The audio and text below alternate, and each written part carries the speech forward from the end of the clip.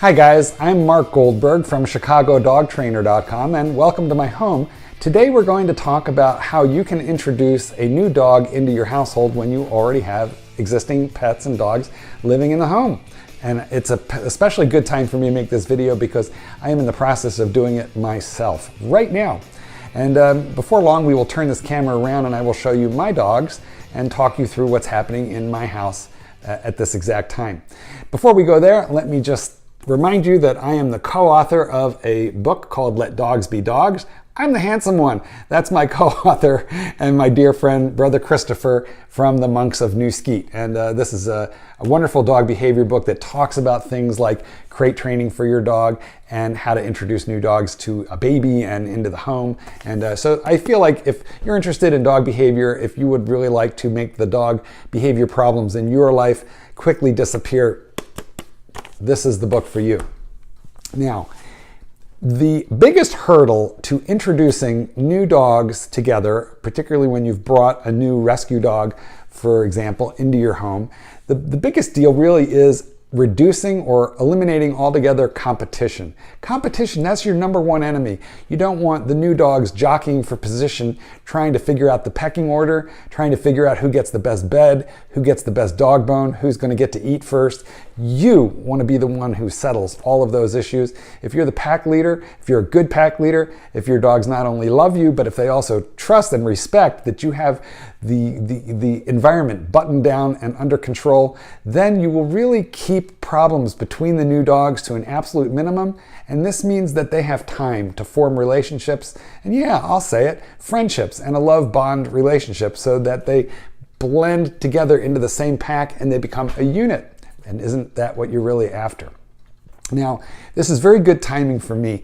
I now have 3 dogs. I have Scooter, who is a rescued rat terrier, and she's approximately 14 years old. You'll see her in a minute. I have Tippy. He's a rescued mix, about 14 years old. He looks a lot like a border collie, but he's not. I think he's got border collie and maybe some pit bull in him too.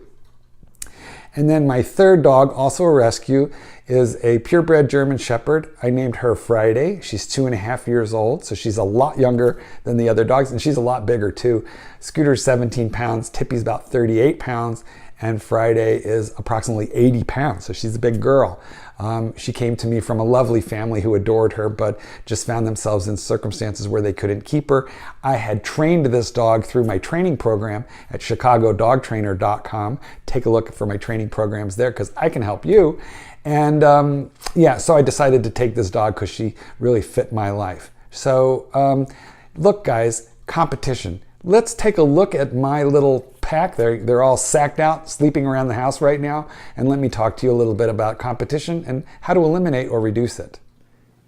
Now here you can see Friday, and she's fairly well sacked out. And she's tuckered out for a good reason, and that is we came into the house a little while ago after playing a rousing game of fetch. So she got lots of running around, and now she's pretty sleepy. Also, you're going to notice that there is a leash, that she's sleeping with a leash attached to her collar. And that's for a reason.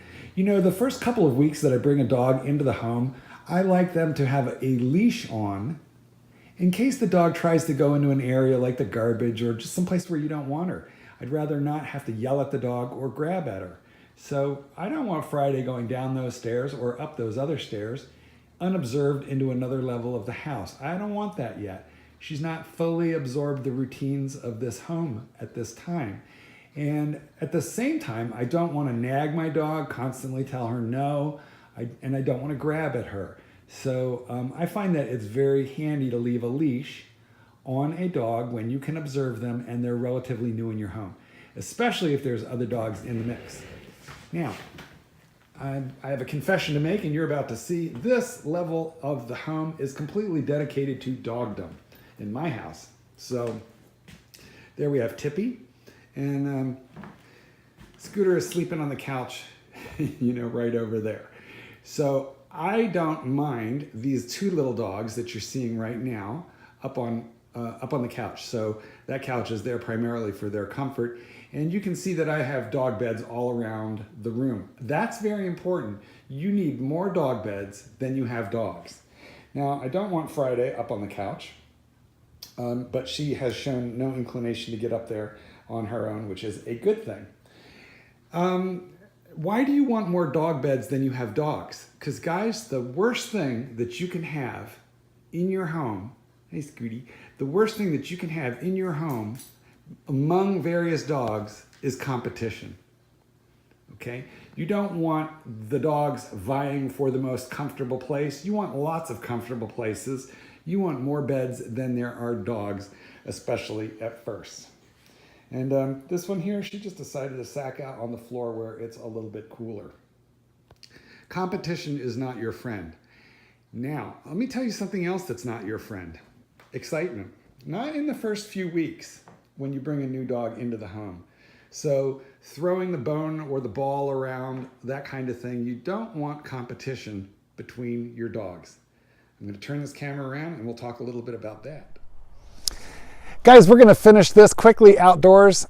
When you introduce a new dog into the home, let's just be sure that we maximize bonding time, calm, quiet togetherness.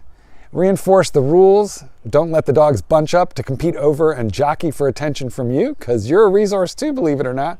Keep things calm, and I would save the high excitement of toys and long-lasting treats save that until the dogs really know one another.